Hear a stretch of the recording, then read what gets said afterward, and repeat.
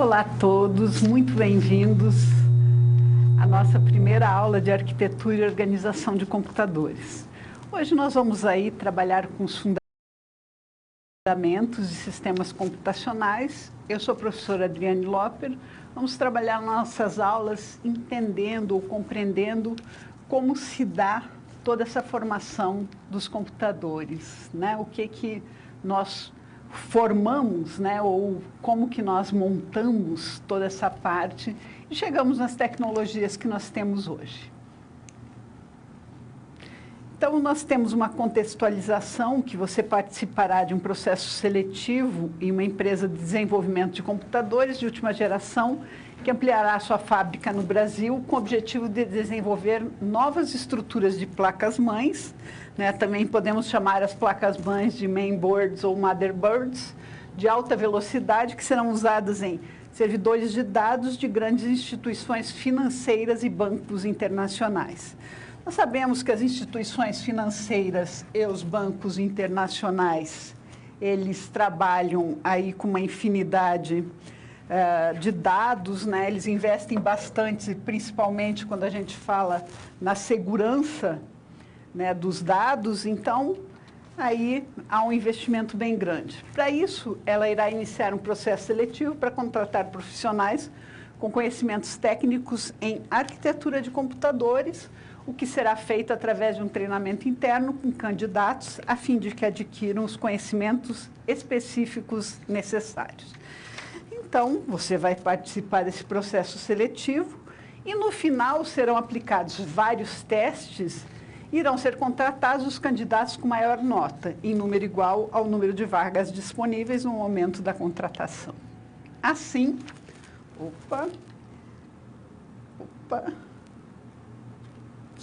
só um pouquinho, moçada, aqui.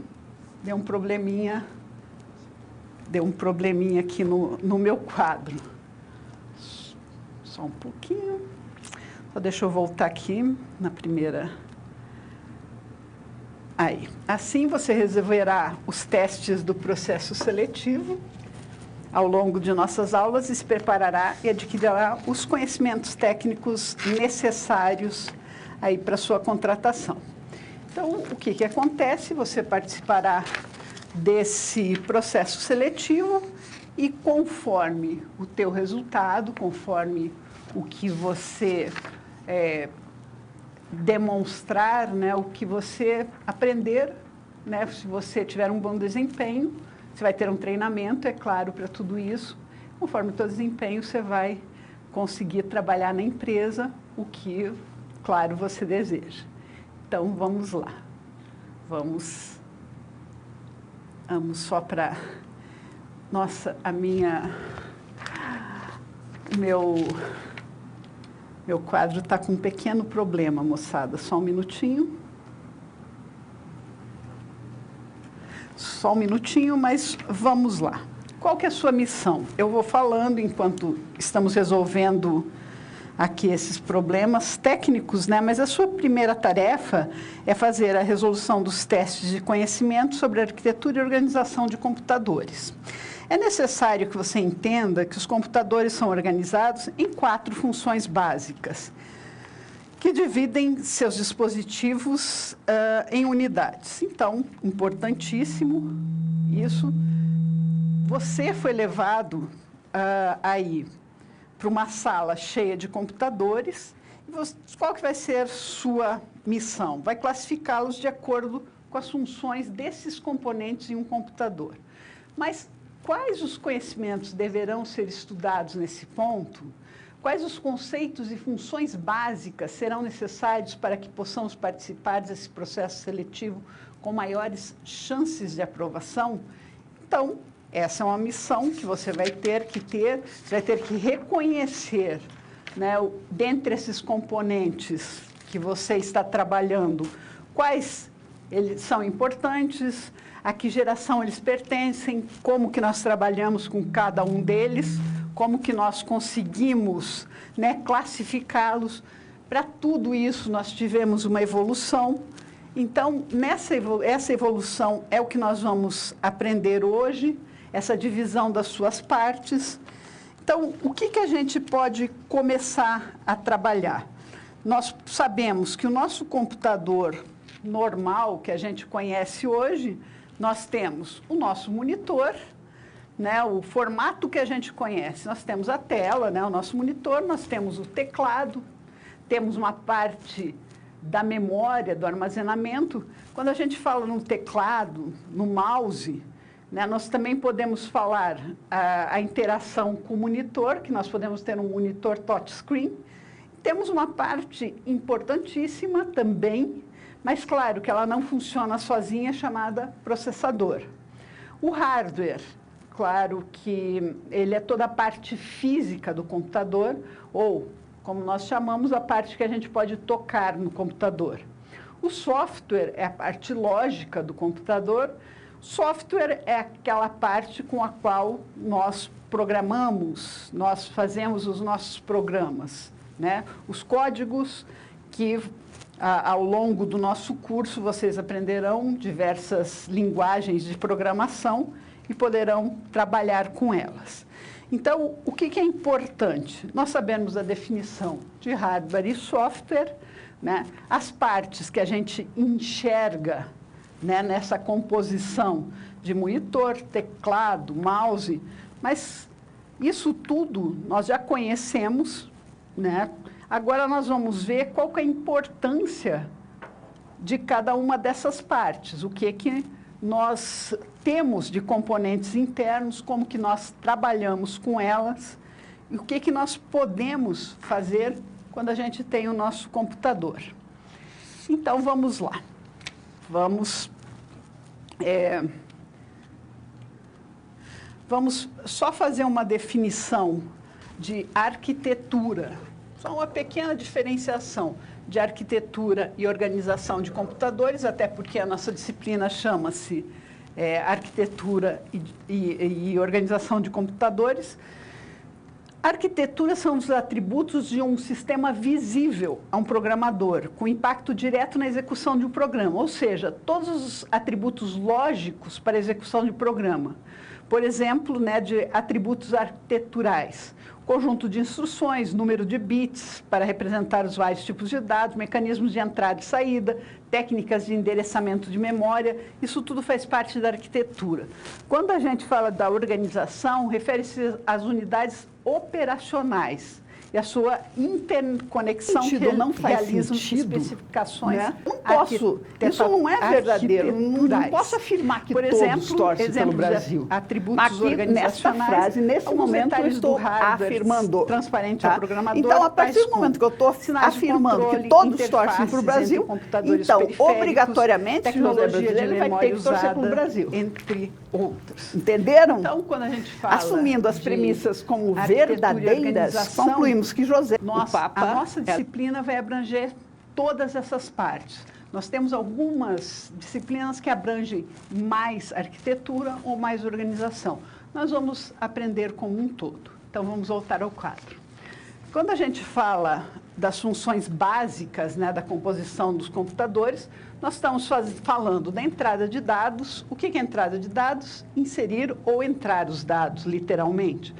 Processamento de dados, quem que é responsável por essa parte? A CPU, né, ou chamada UCP, que é a Unidade Central de Processamento, CPU em inglês. O armazenamento, quando a gente fala de armazenamento, nós estamos falando de guardar, né? Quem é responsável por armazenar são as memórias. Dentre as memórias, nós também vamos ver as memórias RAM, HD, os discos externos. E quando nós trabalhamos com a saída das informações, são as formas de visualização de dados, né? Quando a gente fala de saída, a gente está falando de impressoras, a gente está falando da tela, né? Nós estamos falando de algumas situações aí que acontecem. Então, aqui está representado o nosso computador, né? Nesse lado, nesse círculo, o que nós temos? A parte ES, de entrada e saída de dados, tá? Depois nós temos aqui entrada e saída, aqui nós temos a memória principal e aqui nós temos a CPU. Elas estão interligadas por um círculo chamado barramentos do sistema, que que são as linhas que nós também vamos ver no decorrer da nossa disciplina. Então, os dispositivos de entrada, eles vão interagir aqui com a nossa CPU, com as nossas memórias e vão nos produzir uma saída, né? Então, nós temos dispositivos aqui dentro que vão direto, fazem uma comunicação direta com a CPU, a memória primária, e temos aí os dispositivos da nossa memória secundária. Então, claro, eu vou dar agora nesse início uma visão geral e depois nós vamos trabalhar com parte a parte aí da composição do nosso computador. Então, vamos ao quadro. A entrada de dados, dispositivos que fornecem informação, as informações a serem processadas. Esse momento que acontece a interação entre o usuário e o computador, né? Entre os dispositivos de entrada, a gente pode ver alguns exemplos ali, por exemplo, teclado, mouse, os controles, webcam, microfones, enfim, alguns exemplos, o scanner, né? O processamento, quem faz o processamento, o nosso chamado processador. Só mais um pouquinho, moçada, que deu mais um probleminha. O nosso processador, ele faz toda essa parte de processamento. Quando a gente fala de processamento, a CPU, né, ou o CP, né, é o principal componente do computador. Ele fica em constante comunicação com todos os seus dispositivos. Então, nós estamos falando de todas as conexões, né? O processador tem... vou passar aqui, que saiu, desculpem. Então, quando a gente fala da CPU, a principal componente do computador, pois fica em constante comunicação com todos os outros dispositivos, universalmente conhecida, podemos caracterizar as três partes mais importantes quando a gente fala da CPU, que é a unidade lógica e aritmética, né, a chamada ULA, que ela executa todas as funções ou as operações matemáticas, né? Ela chama-se ULA, que é a unidade lógica e aritmética, por isso as iniciais, né? ULA, que fazem o quê? Aritmética, soma, subtração, mais ou menos, a divisão, a multiplicação, entre outras.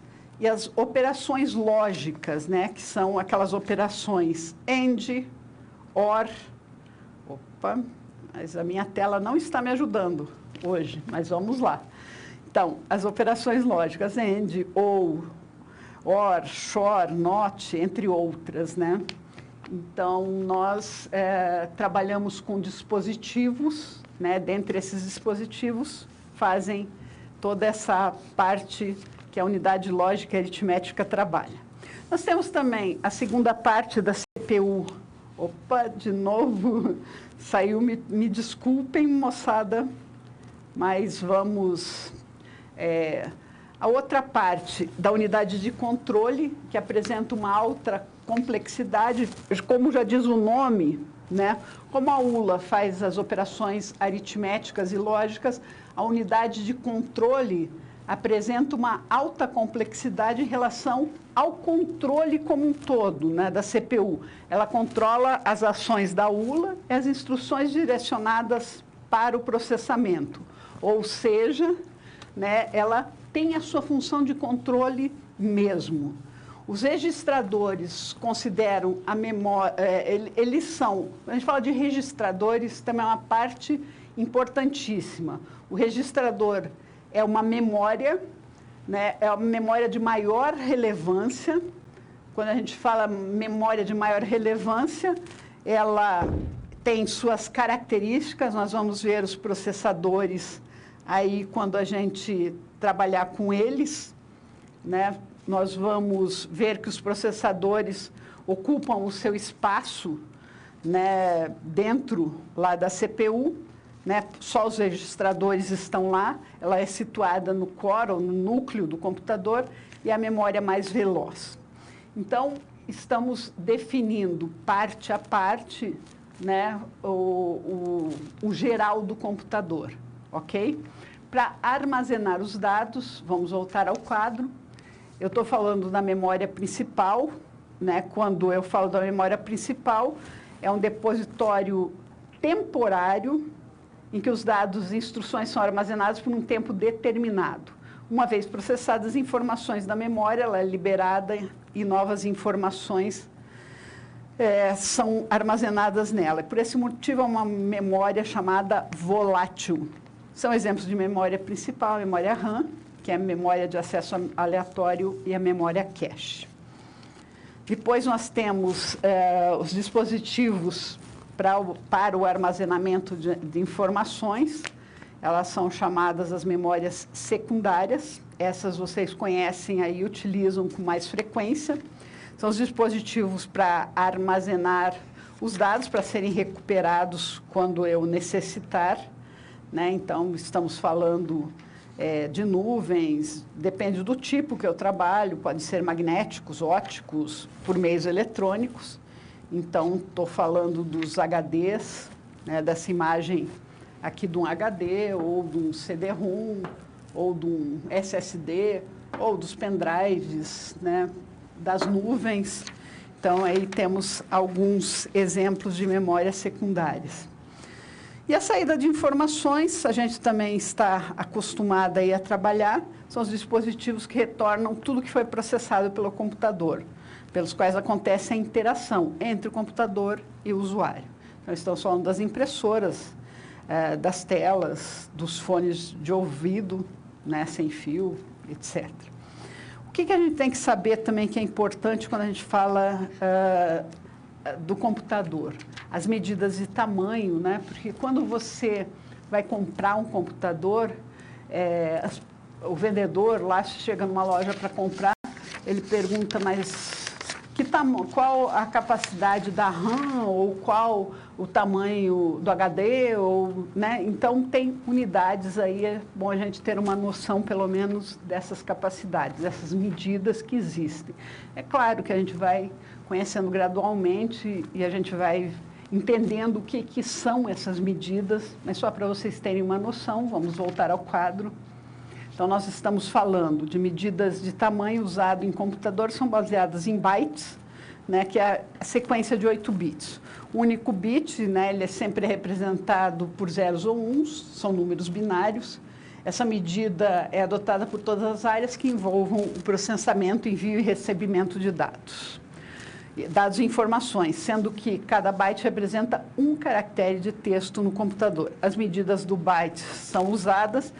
Então, é o 2 a 0, né? Representa um byte, que são 8 bits, representa um byte. Depois, quando falamos em kilobytes, são 1024 bytes, megabytes, gigabytes, terabytes, petabytes, exabytes e otabytes. Então, nós estamos fazendo aqui um número crescente de bytes.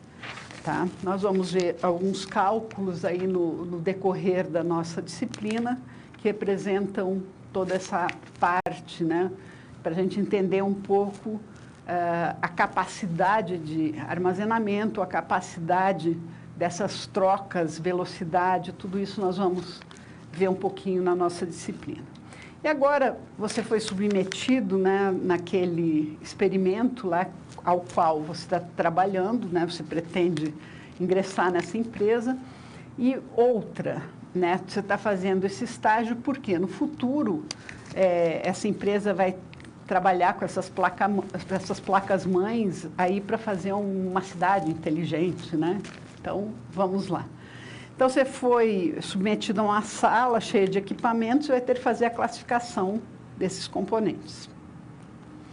Então, imagine que você seja levado a uma sala cheia de componentes e aparelhos, computadores, e tenha que classificar, né? Então, os componentes que você deverá classificar são, de entrada de dados, aí um teclado, selecionado teclado com uma conexão wireless, né, ou sem fio, um mouse, selecionado um mouse gamer de 11 botões, o wireless também recarregável, um monitor touchscreen, né, de 24 polegadas, né, em LED. Para processamento, né, o que você vai selecionar? Dois processadores, um Ryzen 7, né, de 27003, 2 GHz de frequência, 8 núcleos com 16 threads. É claro que, como eu falei para vocês, a gente vai entender toda essa dimensão, né, quando a gente fala de 8 núcleos, 16 threads, no desenvolver da nossa disciplina, a gente vai entender o que são esses 2 GHz, são as velocidades, como eles funcionam, tá? A memória cache vai ser 16 MB, um suporte à memória, um DDR4, né, nós vamos ver os modelos, um socket AM4. Um Core i9, né, hoje nós temos aí uma tecnologia bem interessante de Core i9, 9900, K3, 6 GHz de frequência, 8 núcleos com 16 threads, 16 MB de memória cache, suporte à memória, DDR4, um socket LGA, 1151 com a versão 2. Tá? Isso para o processamento. Então, são escolhas que a gente faz, né, quando a gente trabalha aí com a escolha de algo. Foi selecionada a seguinte memória para trabalhar em conjunto com os processadores, uma memória HyperX Fury 16 GB, 2400 MHz, 2400 MHz, DDR4 CL15. Para o armazenamento, né, seguindo as unidades de armazenamento, um SSD de 1.9 TB, SATA 3 Intel, um HDD Seagate de 4 TB, um cartão de memória de 400 GB, um pendrive de 1 TB. Tá? Então, e só para complementar, né, para a saída das informações, o que foi escolhido, né, relacionado às unidades de saída mais atuais, um monitor tamanho 24,5 polegadas, né, resolução Full HD, tempo de resposta de 1 milissegundo, uma impressora laser multifuncional, um fone de ouvido, um Bluetooth de 12 horas. Então, o que acontece? Né, foi pedido para você selecionar algumas tecnologias interessantes para usar aí nesse momento. Então, você pesquisou e viu que essas são algumas tecnologias, algumas sugestões de tecnologias interessantes para você ter um bom computador, uma boa qualidade no que você for fazer. Tá? E se no futuro, né, essa empresa, né, tem a pretensão aí de trabalhar com bancos, com processamentos rápidos, né, é uma boa configuração. É claro que você sugeriu o que está aí de mais moderno ou que tem uma tecnologia muito boa. Você vai aprender, né? Claro que você fez um treinamento para aprender cada uma dessas partes e o porquê que você sugeriu tudo isso. Então, vamos continuar. Vamos ver um pouquinho do desenvolvimento histórico. Como que você conseguiu chegar a essas conclusões, né?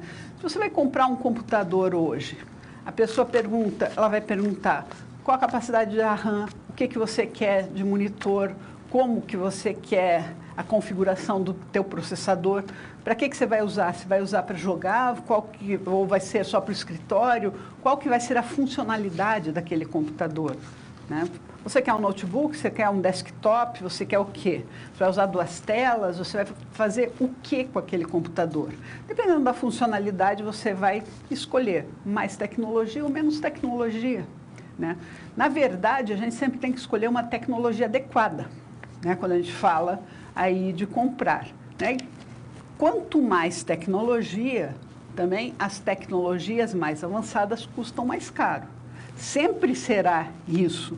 Sempre que é lançada uma nova tecnologia, nós não precisamos ir muito longe. Né? Quando a gente fala de um smartphone, Sempre o último modelo, ele tem algo a mais, em alguma parte, ou algumas partes. Você sempre vai pagar mais caro o último lançamento. Isso é um fato. Tá?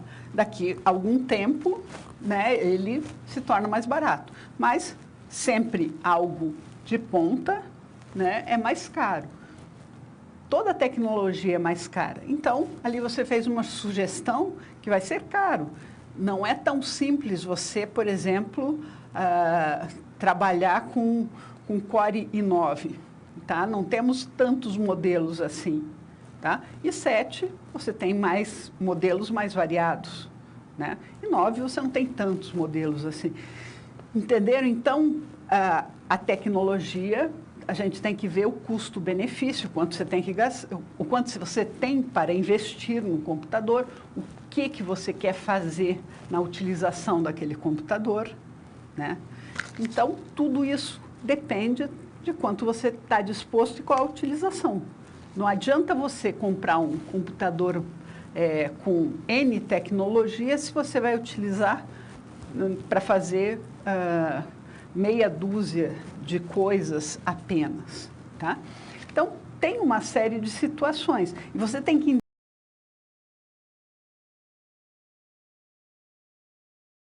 entender cada uma dessas partes, né, do computador para saber o que é mais adequado. E claro que, como qualquer tecnologia, nós tivemos a evolução. Então, eu vou falar rapidamente, né, apesar de a tua função, a tua missão agora, nós vamos falar um pouquinho dessas chamadas gerações. Agora, né, para você entender essas gerações, você será levado a uma sala cheia de computadores. Agora você já fez uma pesquisa, né, nas tecnologias que existem, só que para chegarmos nas tecnologias que existem, apesar, nós vamos ver a evolução dos computadores, né, apesar delas evoluírem, né, nós temos uma arquitetura, a arquitetura de von Neumann, que se preserva há muito tempo. Né? Então, vamos conhecer toda essa tecnologia de von Neumann. Então, você foi levado a uma sala cheia de computadores de diversas épocas, e os computadores que você classificará por geração são. Então, você vai ter lá um lote de computadores com gabinete, teclado, mouse, monitor e kit multimídia. Então, você vai classificar a que geração pertence esse lote. Depois você tem um computador desmontado com placas quadradas grandes, como se fossem quadros de madeiras e cheio de válvulas. Vai classificar um computador parecido com um grande armário. Na parte frontal, um compartimento formado por uma caixa com uma porta de vidro dentro, 2 grandes rolos de fita magnética. Tá? Então, você vai classificar um computador escrito IBM PC, com a inscrição PCXT. Um notebook com Wi-Fi e Bluetooth, 16 GB de RAM, HD de 2 teras. E um tablet com símbolo Android e iOS. Então, você foi levado a essa sala, tá? E você vai ter que dizer a que geração pertence cada um desses computadores. Então, vamos ver rapidamente aí essas gerações. Né? Os computadores foram classificados em gerações de acordo com tecnologia e desempenho. Então, na geração 0, nós estamos falando de 3.000 anos antes de Cristo até meados de 1900, mas teve geração 0 de computadores? Sim, eles tratavam lá das máquinas calculadoras que deram origem aos computadores atuais. Depois, a primeira geração, entre 46 e 54, que nós estamos falando das válvulas. Entre a segunda geração, entre 55 e 64, que nós falamos dos transistores. A terceira geração, entre 64 e 77, os circuitos integrados. A quarta geração, entre 77 e 91, estamos falando dos microchips. E a quinta geração, de 91 até hoje, onde nós estamos falando aí de multimídia, de redes, de inteligência artificial, enfim. Então, essa geração 0, né, são as máquinas de cálculo mecânicas. Então, como exemplo, nós temos o ábaco, né, que alguns orientais ainda utilizam até hoje, as rodas dentadas de Pascal, que nada mais era que uma máquina de calcular, né, fazia somas, subtrações, multiplicação e divisões. Quando a gente fala da primeira geração, né, nós estávamos falando aí das válvulas, principalmente, então já era uma forma de início do pensamento computacional, né, mas o ENIAC, que foi uma primeira tentativa de computador, pesava 30 toneladas, ocupava 140 metros quadrados, possuía 18 mil válvulas. Tá? Então, era uma máquina decimal, ainda não tinha o princípio binário de zeros ou uns, né? E ainda na primeira geração, em 46, eles deram, o von Neumann, né, que eu falei para vocês, deram início ao chamado IAS, que é uma evolução, né, utilizando os mesmos princípios. Então, o que aconteceu? Essa era uma máquina, né, que você desplugava para fazer um cálculo, alguém tinha que desplugar e plugar em outro lugar. Tá? Então, era um princípio de funcionamento, mas bem rudimentar. Né? Ele não tinha uma inteligência própria, fazia, mas imagina a confusão que não era. E válvula nada mais é que aquele, parece uma lâmpada, né? Imagina se queimasse algo no meio daquelas 18 mil, como é que você ia saber? Vamos voltar ao quadro. Já na segunda geração, nós estamos falando aí as válvulas pelos transistores, ali já temos aquela imagem bem mais similar ao que nós conhecemos. Ali nós temos resistores, temos transistores, né? Já conseguimos uma evolução gigantesca, né? Em termos de tamanho, em termos da capacidade. Utilizavam já os princípios da linguagem assembly, né? Que é uma linguagem de máquina. Depois veio Fortran e Pascal. Armazenamento em disco e fita magnética, e primeiro a ter visor. Então, primeiro computador aí a ter visor. Terceira geração, já falamos dos CIs, né? Já ali a imagem de um circuito integrado, né? As máquinas diminuíram muito, a capacidade de processamento aumentou muito, já estamos falando aí de linguagens de alto nível, com o Fortran e o COBOL. Né? Começamos a chamar aqui os microchips, né? Dezenas de transistores em um único chip. E aí nós tivemos o IBM System 360, né? Com uma máquina aí de grande potência, né? Ou seja, ela fez uma grande integração aí para a época. Quando a gente fala da quarta geração, nós estamos falando aí dos computadores pessoais, né? Os PCs, né? Já estamos falando da linguagem C, C++, os princípios da C++, já estamos falando de sistemas operacionais, já estamos falando do processador, né? Já estamos falando dos princípios que a gente tem hoje. Né? Então, do armazenamento, dos discos rígidos, dos teclados, muito próximo que a gente tem hoje. Da quinta geração, nós estamos falando dos processadores, dos discos rígidos de alta capacidade, memórias e da conexão com a internet. A lei de Moore, né? O Moore é um estudioso, um matemático, que falou que o poder do processamento dobraria a cada 18 meses. Então, veja, ele falou isso lá em 65 e se manteve até 2010 isso. Depois, né, teve suas limitações tecnológicas, a elevação de custos, o que não permitiu que esse poder de processamento realmente dobrasse a cada 18 meses. Mas vocês puderam ver aí que realmente o que aconteceu, uma evolução extremamente grande, né, na tecnologia, nas mudanças que houveram em termos da evolução. É claro que nesses períodos Teve períodos que evoluiu mais o hardware e teve períodos que evoluiu mais o software.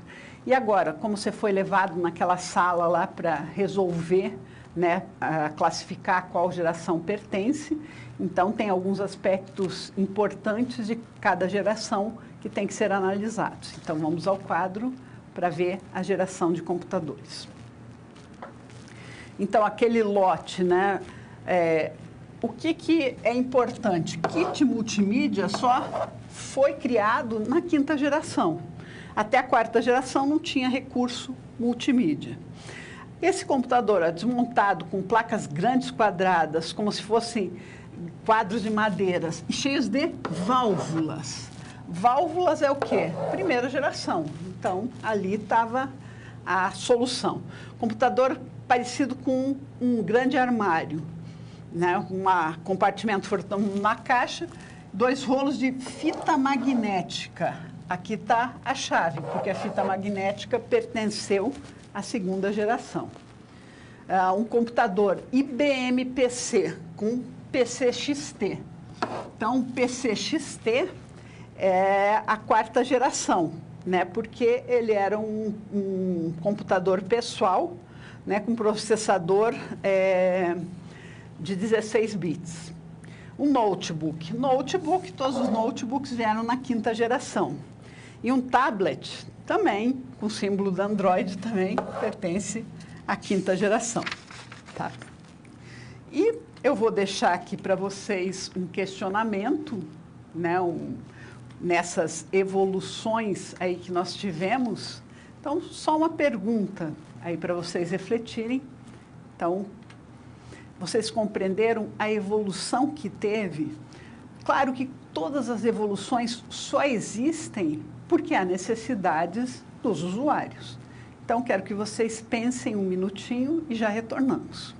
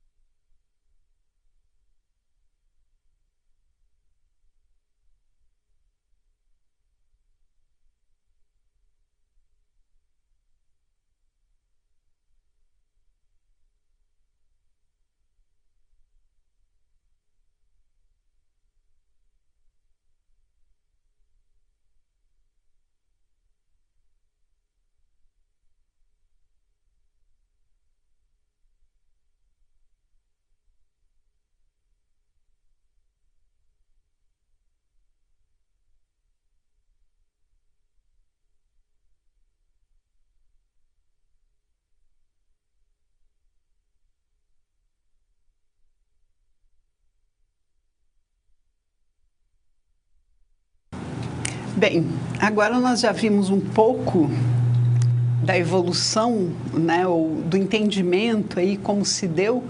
Agora a gente vai começar a entender essa arquitetura de von Neumann, né? Von Neumann, vejam que ele fez uma proposição de arquitetura que até hoje nós mantemos, dessas entradas, dessas saídas, desse processamento, desse armazenamento, né? Claro que evoluíram os componentes, mas a forma, a lógica de pensar muito se mantém como von Neumann propôs há muitos anos atrás. Então, vamos ao quadro. Então, a estrutura básica de um computador. Então, a sua terceira tarefa é conhecer a arquitetura de von Neumann, pois tais conhecimentos serão necessários para que você seja bem-sucedido naquele processo seletivo. E lembre-se, serão contratados os candidatos com maior nota no processo seletivo. Você deverá elaborar um relatório com as principais configurações de computadores que serão adquiridos pela empresa: processador, memória, placa-mãe, periféricos, tanto de entrada quanto de saída. Faça uma análise das interconexões dos dispositivos selecionados por você. Então, a arquitetura dos computadores é o resultado da evolução de vários equipamentos inventados com a finalidade de facilitar o quê? A princípio, foi a execução de cálculos matemáticos. Os conceitos de máquinas mecânicas de cálculos foram usados, em parte, na teoria das máquinas universais por Alan Turing. A arquitetura de von Neumann prevê a possibilidade de uma máquina digital armazenar os programas e os dados no mesmo espaço de memória, e estes serão processados por uma unidade de processamento central, composta pela unidade de controle, memória e unidade lógica e aritmética. Os dados são fornecidos por meio de dispositivos de entrada e retornados por dispositivos de saída. Então, o que acontecia? Até então, os cálculos matemáticos, eles eram feitos.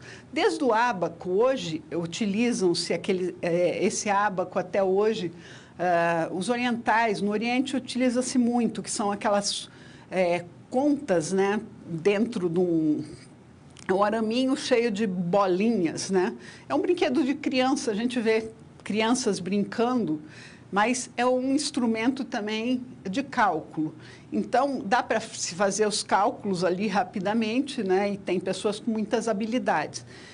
Só que, o que o von Neumann propôs também? Ele propôs o armazenamento dessas situações, né? Ou seja, ele propôs a parte realmente da memória nos computadores, né? Porque os cálculos matemáticos eram feitos. Então, aqueles cálculos foram, de alguma forma, sendo otimizados. Só que eles não eram armazenados. E, para o contexto do computador, von Neumann acabou fazendo o quê? Fazendo com que eles ficassem armazenados para serem utilizados em outras situações. Então, esta novidade do armazenamento, quem trouxe foi o von Neumann. Então, vamos voltar ao quadro. Então, a arquitetura de von Neumann. O que ele faz? Sempre a gente vai entrar com a nossa unidade de entrada, ele vai ter o recebimento da informação, esse é o fluxo, vai enviar a informação, essa informação vai ser processada, né, vai ser codificada em números binários, né, aqui vai ser feito o processamento, a informação vai retornar na unidade de saída. Bem, isso acontece todos os dias, todos os momentos que a gente liga o computador, tá? O que é nós, quando vamos, por exemplo, editar um texto? Nós clicamos lá no editor de texto, né, no nosso editor de texto. Esse editor de texto, ele vai fazer o quê? Ele vai, o que a gente digitar no nosso teclado vai aparecer na nossa tela, esse é o passo normal, né? Então, estamos editando, vai aparecendo na tela, perfeitamente, tranquilamente, né? Estamos lá. E isso é tão rapidamente que a gente não vê toda aquela transformação, né, do teclado. O computador só vai entender zeros ou uns. É claro que a gente digita a letra A, a gente não digita um símbolo composto de 0 ou 1. A gente digita a letra S, a letra D e assim sucessivamente. Porém, na nossa tela vai aparecendo o que a gente digitou, tá? Mas esse processamento se dá de uma forma muito rápida, ok? Vamos voltar ao quadro. Então, nós sabemos que nós vamos sempre entrar com as informações, né? Sempre isso vai ter uma comunicação com a unidade lógica aritmética, vai ter uma troca com a unidade de controle, vai ter trocas, né, com a memória e nós vamos ter como resposta uma saída. Então, essa é a arquitetura de von Neumann. Vamos ter entradas e saídas. A CPU, por sua vez, né, que é uma parte importantíssima, mas ela não funciona sozinha. Ela depende de todas as partes estarem funcionando. Então, a CPU é composta, como nós já falamos, pela unidade lógica aritmética, pela ULA e pela unidade de controle, que controla as unidades de memória e os dispositivos de entrada e saída. Ela é responsável também por carregar e executar os programas. Então, a CPU, ela tem várias funções, tá? Entre elas, carregar e executar os programas. O ENIAC, lá em 1945, ele não tinha CPU, tá? Ele era programado manualmente para cada vez que fosse executar uma nova tarefa. Então, a cada tarefa ele tinha que ser programado. Como ele era programado através de cabos e chaves, que deveriam ser reposicionados até que um novo programa fosse carregado. E só depois o computador processava as informações recebidas pela programação. Então, a CPU é responsável por carregar e executar programas. A CPU controla as unidades de memória. Ela também controla as unidades de entrada e saída. O ENIAC evoluiu para o EDVAC com o armazenamento. Entre 60 e 70 surgiram as CPUs em circuitos, em CIs, né, em circuitos impressos. O processador dos PCs Intel 86 com 8 bits. Então, isso foi sendo... aqui eu estou mostrando também a evolução. E no final de 90, 2000, os processadores de 32 bits, 32 bits com 4 GB. Então, isso é só para ter uma noção que o processamento era extremamente mais lento, né? Ele era de 8 bits, e depois ele passou a 32 bits, tá? E hoje nós temos aí de 64 bits, temos multicore, daí nós temos outras tecnologias para serem trabalhadas, tá? Então, essa é a evolução dos processadores. Nós também, como eu falei aqui, ó, se a gente observar essa imagem aqui, a CPU, ela é composta do quê? Ela é composta de memórias, as memórias, os registradores, unidade lógica e aritmética, a unidade de controle, e tudo isso é interligado através dos barramentos. Os barramentos são os caminhos que a informação percorre desde a entrada de dados no computador, passando pelo processamento, passando pelas memórias, até serem retornados pelos dispositivos de saída. Então, tem toda a CPU, ela tem uma visão de tudo o que acontece dentro do computador. Então, não que ela seja a parte mais importante, porque ela não funciona sem as outras, mas ela é a parte que tem uma visão maior de tudo que está acontecendo dentro do computador. Vamos voltar ao quadro. A memória principal, né, a chamada memória RAM, ela possibilita o quê? Que os processadores enderecem dados divididos em regiões distintas, usadas pelo sistema operacional da máquina, verificar as informações dos dispositivos de entrada e saída, de programas dos usuários e dados gerados por esses programas. Ela é uma memória de leitura e escrita, é uma memória volátil. O que é volátil? Volátil é quando apaga-se o computador, a memória se perde. É um mecanismo de escrita e de apagar dados eletricamente. Nós temos as RAMs dinâmicas, que armazenam dados com cargas de capacitores, as RAMs estáticas, que são valores binários que são armazenados utilizando os flip-flops com portas lógicas. Então, são formas, são tecnologias diferentes utilizadas nas RAMs, tá? Mas as RAMs são as memórias principais, igualmente importantes em todos os sentidos, e nós vamos trabalhar com as RAMs. As RAMs, nós vamos ver aí no decorrer da nossa disciplina como que elas foram elaboradas e por que essas memórias foram criadas, né? Por que ela é a memória principal, por que ela é a mais importante, ok? Então, vamos voltar ao quadro. Nós também temos os chamados registradores e a memória chamada cache, que foi outra memória também criada, né? Os registradores são pequenas memórias, né, os circuitos lógicos que fazem parte da CPU, então são memórias pequenas, elas armazenam informações que chegam para ser calculadas. Elas também são voláteis, então vejam que a memória RAM é volátil, os registradores são voláteis. Para intermediar os registradores e a memória RAM, foram criadas as memórias cache, tá? Então, os registradores estão lá dentro do processador. Para fazer o intermédio entre a memória principal e os registradores, nós temos a chamada memória cache, tá? Elas ficam próximas à CPU. As memórias cache foram desenvolvidas para armazenar e distribuir rapidamente dados para os registradores e devolvê-los com maior velocidade, tá? Então, o que acontece?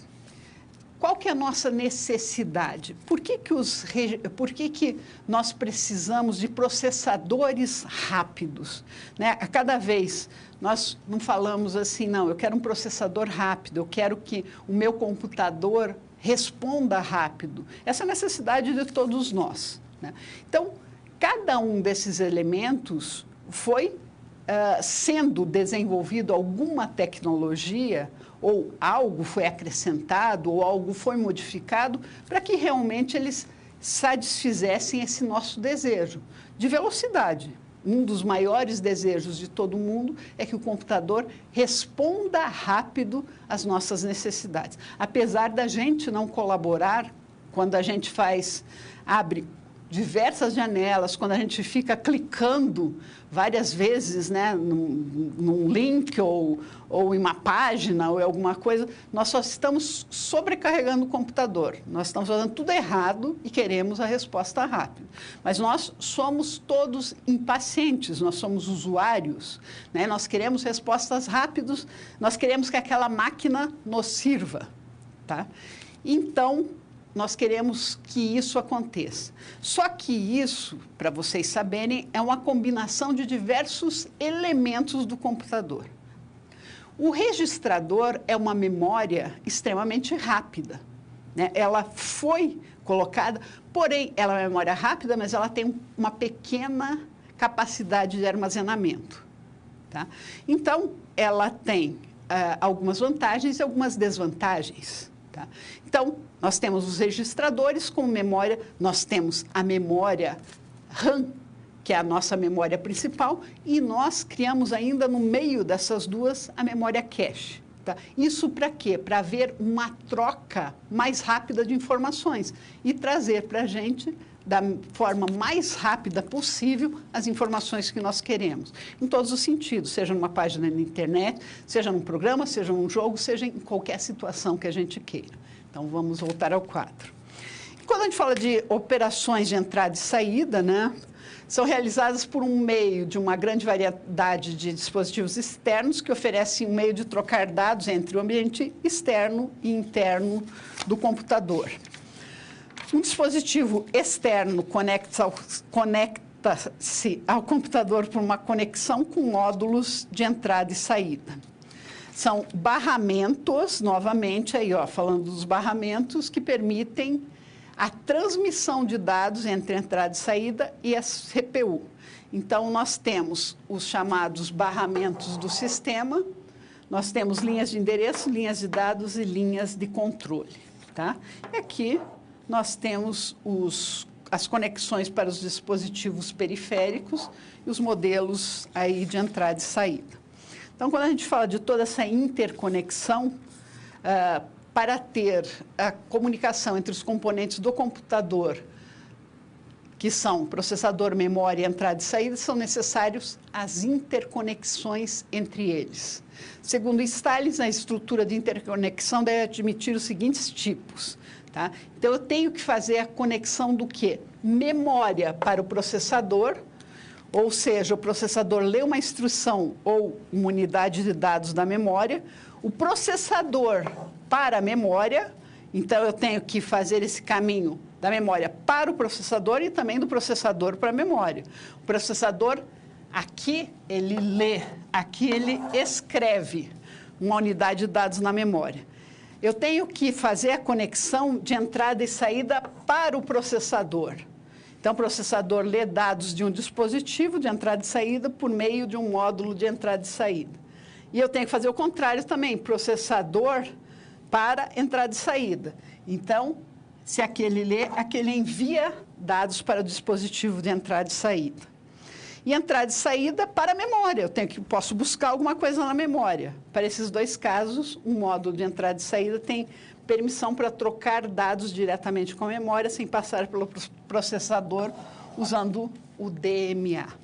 Então, vocês viram que há uma série, não é apenas eu ter os elementos, eu tenho que também interligar esses elementos da melhor maneira possível na minha montagem do computador, para que eles se entendam e troquem todas essas informações mais rápido possível. Por quê? Porque eu quero agilidade nas minhas respostas.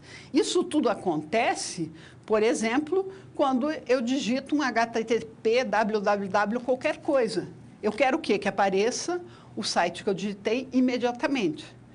Tudo isso tem que acontecer. Por quê? Porque eu estou digitando o endereço, eu estou acessando a internet, eu quero que apareça na minha tela. Então, todas essas trocas estão acontecendo. E qual que é a minha necessidade? Que isso seja o mais rápido possível. Então, vamos lá, vamos entender um pouco, né? Vamos responder aí esses questionamentos sobre a arquitetura de von Neumann. Vamos falar um pouquinho dos equipamentos, né?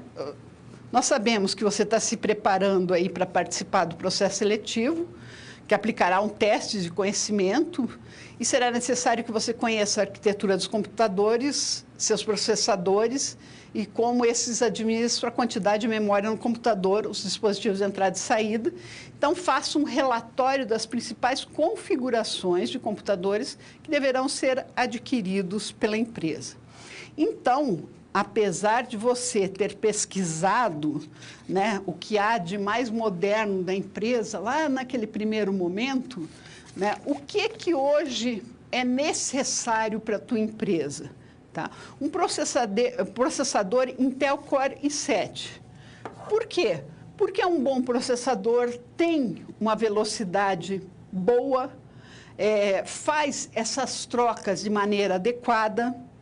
Uma memória RAM de 16 GB. Tá?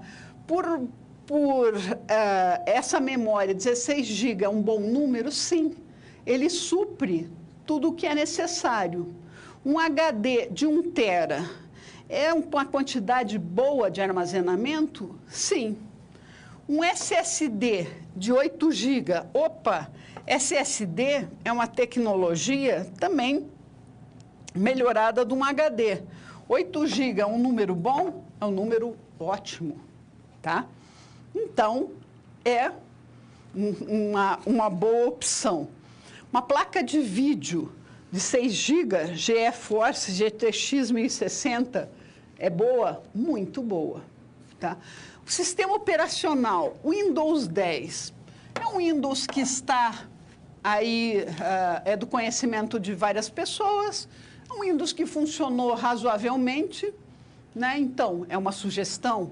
Periféricos de entrada e saída, teclado e mouse wireless, né? Que é mais fácil de utilizar, uma impressora a laser, um fone wireless, resolve os nossos problemas? Eu acho que resolve e dá conta. Então, assim, na primeira pesquisa que a gente fez as tecnologias, né, o que tem de mais moderno, o que é, eu vou usar para um banco, né, então o banco vai exigir algo assim de mais de ponta no mercado, tá? Uma empresa, essa configuração é boa, essa configuração é ótima. Vai suprir nossos problemas? Vai suprir nossos problemas, tá? Então, aí nós estamos conhecendo um pouco, né, dos computadores e conseguindo delinear o que é importante. Então, nós nunca, assim, no nosso dia a dia, é claro, depende do ramo que você vai trabalhar, depende qual a utilização daquele computador, mas a grande maioria das empresas ou, né, das pessoas não precisa da última tecnologia, mas sim de uma tecnologia adequada para os fins que ele vai utilizar aquele computador.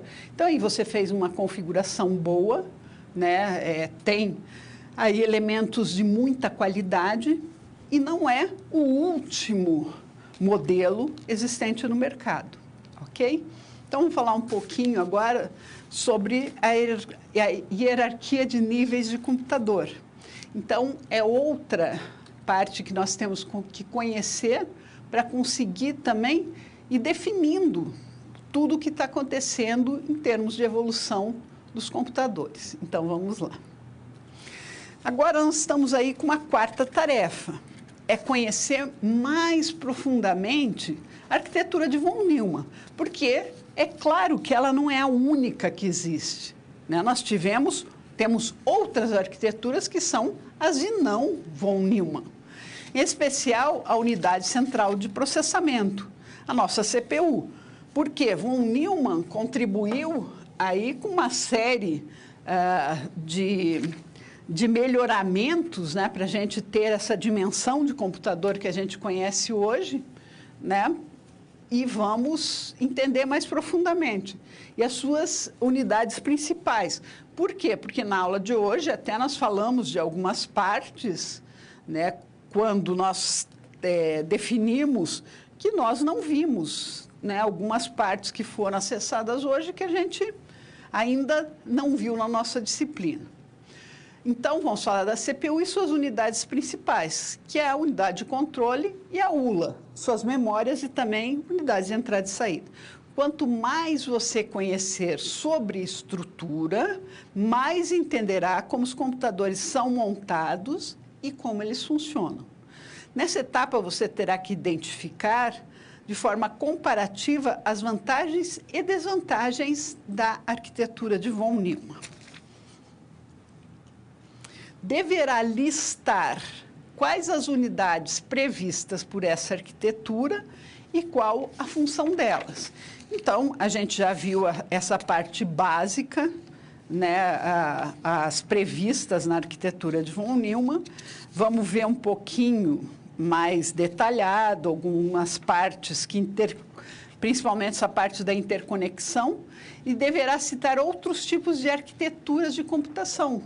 Como eu falei para vocês, não há apenas a arquitetura de von Neumann. Vamos dizer que muito do que nós temos hoje é baseado na arquitetura de von Neumann, mas não é a única opção que nós temos. Organize uma pequena planilha com esses pontos, demonstre dessa forma seus conhecimentos sobre a arquitetura dos computadores. O entendimento desse conceito é de extrema importância e será usado por você no processo seletivo da empresa de desenvolvimento de tecnologia para computadores de última geração, que vai aí ampliar sua fábrica no Brasil. Então, agora, né, apesar de nós termos a visão, né, de von Neumann, que von Neumann trouxe o que de importante? O armazenamento dos dados nessa parte da construção de uma CPU, que é uma parte dos computadores que é composta até pela unidade de controle. A unidade de controle, como já diz o nome, né, ela controla, ela tem uma visão aí mais ampla dos computadores, a unidade lógica aritmética, os dispositivos de entrada, os dispositivos de saída. Então, ele definiu o quê? O que deveria ter unidade de entrada, unidade de saída, a CPU, a composição, né, as memórias. Então, essa é a estrutura de von Neumann. E é o que a gente tem como base da maioria dos computadores. Nós tivemos outras arquiteturas de computadores não von Neumann, mas a grande maioria dos computadores que nós temos hoje, seja o formato de notebook, sejam os smartphones, ainda utilizam este princípio de von Neumann, né? Nós temos outras formas de trabalhar com agilidade, com alguns complementos, né, a serem trabalhados. Mas a arquitetura mais utilizada no mundo inteiro ainda é de von Neumann. Será que nós conseguiremos, ou você aí, conseguirá trabalhar com uma nova arquitetura? Eu acho que nós podemos pensar em conjunto em uma nova arquitetura, né? Como? Não sei ainda, mas acho que já temos elementos tecnológicos para pensar numa nova arquitetura. Então, vamos lá. Então, a arquitetura de von Neumann, né, aqui vou trazer a mesma imagem, né, só para vocês compreenderem novamente, né, a unidade de entrada, a unidade de saída sempre, a CPU, né, nesse intermédio aqui,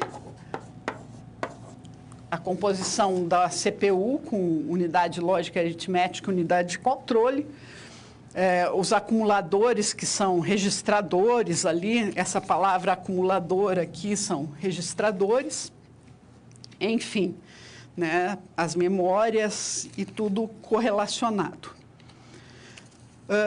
Aqui, a CPU, as memórias, entradas e saídas e os barramentos, né? Não esquecer a importância também por onde trafegam esses dados, que são os barramentos, né? Então, essa troca, né? Não esquecendo que a memória principal, a nossa memória RAM, né? Alguns autores classificam a RAM e a ROM como a memória principal, né? Alguns só classificam a RAM. A CPU como a ULA mais a unidade de controle, e aqui os dispositivos de entrada e saída. Sabendo, né, que nós temos que fazer essa comunicação entre os barramentos, e é claro que nós temos o que evoluiu bastante também, esse número de barramentos, né, determina aí uma série de situações, né, de cálculos que a gente pode fazer, né? Uma das evoluções que teve em termos de processamento, de rapidez, é o cálculo desses barramentos, né? Com os cálculos de maior quantidade de barramentos, maior a velocidade, porque eu vou ter mais espaço para trafegar com as minhas informações. Então, tudo isso foi baseado em vários cálculos, principalmente em função aí da velocidade. Vamos voltar ao quadro. A ULA, né, nós sabemos que ela é responsável por executar os cálculos matemáticos utilizados para trabalhar aí dentro do processador. A unidade de controle, saber que ela controla as operações da CPU, né? Ou seja, todas as do computador. Algumas hierarquias, né, de níveis para os programas e dados sejam processados. Foi criada uma organização em hierarquia de níveis, de forma hipotética, claro, foi pensado para poder classificar as etapas do processamento que acontece dentro de um computador. Nessa hierarquia temos o nível mais alto, que é percebido pelo usuário, no qual são mostrados os programas e os dados. E os demais são executados internamente pelo computador. Então, nós temos um nível de 0 a 6. Né? O nível 0 é o nível da lógica, né? Formado por circuitos, e o nível 6 é o nível do usuário, formado aí pelos programas que a gente executa. Então, nível de linguagem, são as linguagens em si, linguagem de montador, que é o assembler, o sistema operacional, né, os sistemas operacionais que a gente conhece, o nível 2, conjunto de instruções, e o nível 1, a microarquitetura composta por microcódigos, aí, que é o hardware em si. As máquinas com arquitetura diferente de von Neumann, embora os computadores tenham seguido a arquitetura proposta por von Neumann, ainda existem máquinas que computam dados que não foram construídas usando essa arquitetura. Entre essas máquinas, encontramos computadores analógicos, computadores com múltiplos processadores, funcionando em paralelo e executando programas de forma cooperativas, né? São outras formas aí de funcionamento. Então, a gente tem que fazer um comparativo entre vantagens e desvantagens, né? Nós temos algumas vantagens, temos algumas desvantagens, né? Hoje, quando a gente fala de outras arquiteturas, né, não von Neumann, nós estamos falando, por exemplo, dos sistemas distribuídos, né, que são, por exemplo, a nossa internet, aí, que é uma rede de redes, né, funciona em um sistema distribuído, onde várias máquinas trabalham executando N tarefas. Né? É uma arquitetura que não é de von Neumann, porque eu não estou com uma máquina onde tem tudo armazenado numa memória, eu tenho infinitas máquinas aí, cada uma com uma parte daquilo que eu vou utilizar na internet. Mas a impressão que eu tenho é que está tudo numa máquina, que só eu estou buscando uma função para pegar aquilo que eu quero. Só eu que estou entrando naquele site naquele momento. Mas, na verdade, aí é uma outra forma de trabalho, né? Mas vamos ver algumas vantagens e desvantagens de von Neumann. Vantagens: essa arquitetura prevê a possibilidade de uma máquina digital armazenar os programas e os dados no mesmo espaço de memória, que sejam processados por uma unidade de processamento central, mesma CPU, composta por uma unidade de controle e uma ULA. Os dados são fornecidos através de dispositivos de entrada e saída, de dispositivos de entrada e retornados aí pelos dispositivos de saída. Qual que é a desvantagem? A via de transmissão, né? Nós temos problemas com essa via de transmissão, de dados entre a CPU e a memória limita, né, de certa forma, o que acontece. Então, nós temos esse limitador, né, que limita a velocidade principalmente. Os barramentos têm essa função e a troca de dados entre o processador e a memória fica limitado. Então, eu falei que a gente tem cálculos aí que são feitos, né, para a gente minimizar um pouco essa troca de dados, mas nós temos limites também para fazer essa troca de dados, né? Não posso pôr infinitos barramentos, porque não vai funcionar.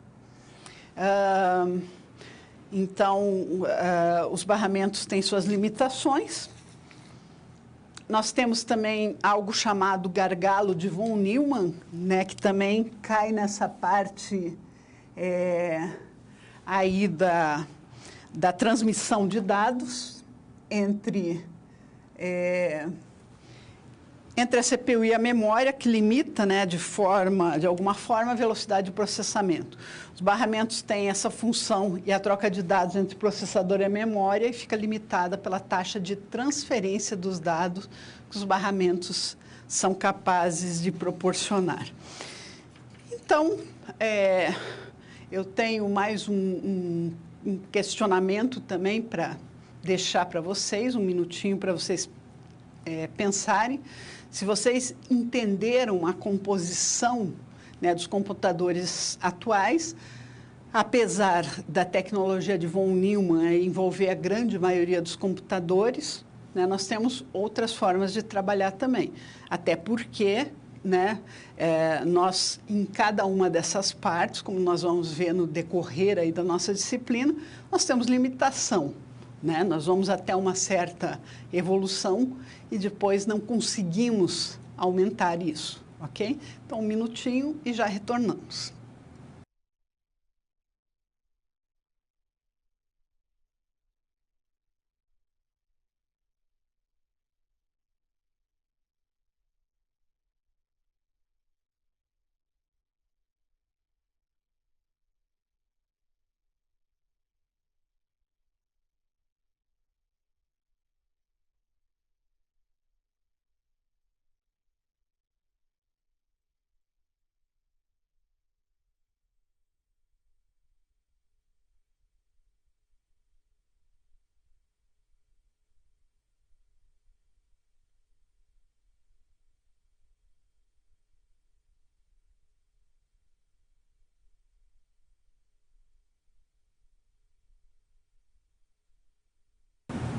E agora, para encerrar a nossa aula de hoje, só recapitulando, né, nesse processo seletivo, você precisaria ter alguns conhecimentos. Hoje a gente só trabalhou com a base, né, da composição, da arquitetura e organização.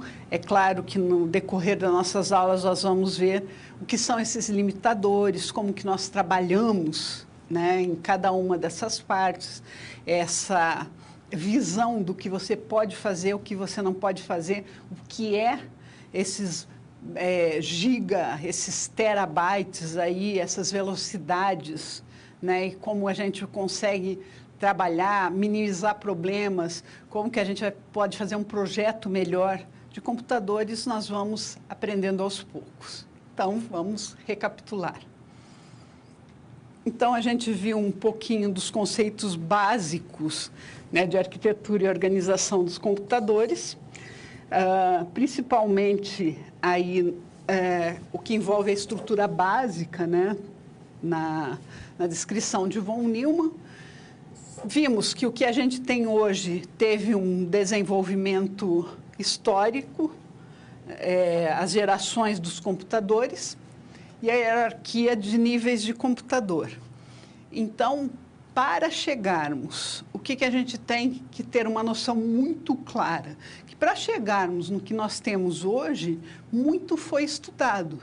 E muito para você, por exemplo, projetar, né, o melhor modelo, a melhor placa-mãe, por exemplo, quando você está trabalhando aí numa empresa, né, num futuro cargo de projetista de uma placa-mãe.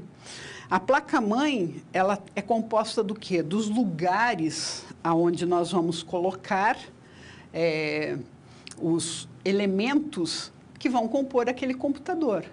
Nesse sentido, né, nós vamos ter os caminhos, que são os barramentos, vai ter cada parte e suas interconexões, então tudo isso vai ser colocado naquela placa-mãe. Então, a importância de entender todas as conexões que nós temos que fazer entre os componentes dessa nossa arquitetura de von Neumann, dentre aqueles conectores, né, entre os dispositivos de entrada, entre os conectores lá de saída, o que eu tenho que ter. Às vezes, no teu notebook, a grande maioria hoje dos notebooks, por exemplo, não tem mais leitor de CD ou DVD ou qualquer coisa assim, né? A gente não tem mais algumas dessas possibilidades. Por quê? Porque tudo foi adaptado. Hoje a gente usa pendrives, hoje a gente baixa da nuvem, hoje a gente tem outros recursos. Mas, para a gente elaborar da melhor maneira possível, e o que eu quero mais rápido, o que eu tenho que suprimir, o que eu tenho que acrescentar para fazer da melhor maneira possível, é isso que nós temos que compreender.